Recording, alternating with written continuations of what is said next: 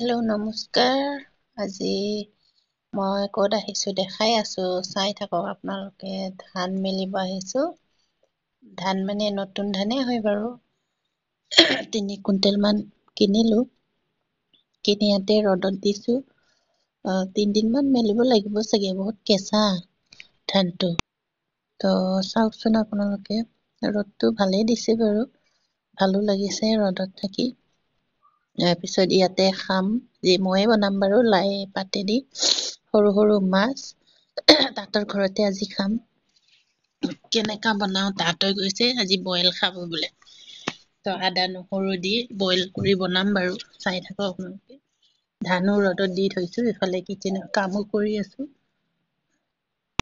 হাঁহ কেইটামান ডিষ্টাৰ্ব দি আছে ধানটো খাবৰ কাৰণে, তথাপিও খিৰিকী দি চাই চাই কাম কৰি আছোঁ।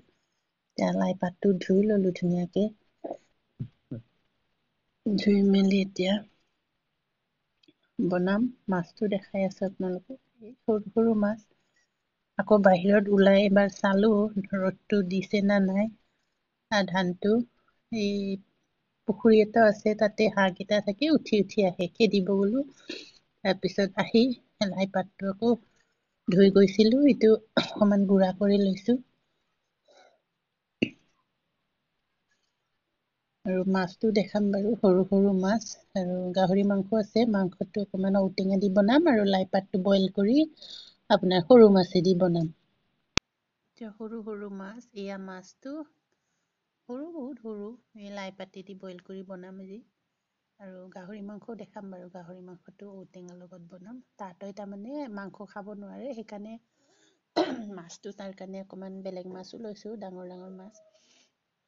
পিচ মাছ আনি দিছোঁ, তাক মানে ফ্ৰাই কৰি দিব লাগিব। তাহঁতৰ কাৰণে এক্সট্ৰাকে, সেই এনেকুৱা নহ'লে খাব নোৱাৰে তাহঁতে। মই হালধি আদা নহৰু পিচি আছোঁ। এইফালে আন্টি এজনীও আহিছে লগত। তেখেতে ঔটেঙা কাটি আছে, তাৰমানে গাহৰি দি বনাবৰ কাৰণে। ডিজাইনটো মোক দেখাই আছে কেনেকৈ কাটিব লাগে। এতিয়া মাংসটো বইল কৰিছোঁ ইয়াতে, মই এইফালে মাছ ভাজি আছোঁ এক চাইডত মাংস বইল কৰি আছোঁ। এইটো ঔটেঙা দি বনাম। এইটো মাছটো অকণমান দুটামান ফ্ৰাই কৰি দিম, ডাঙৰ মাছ তাহঁতৰ কাৰণে। আৰু এতিয়া তাহঁতই ভাত খাই আছে, নিশ্চয় টেষ্টি লাগিছে বোলে মোৰ বনোৱা। নাজানো কেনে হৈছে।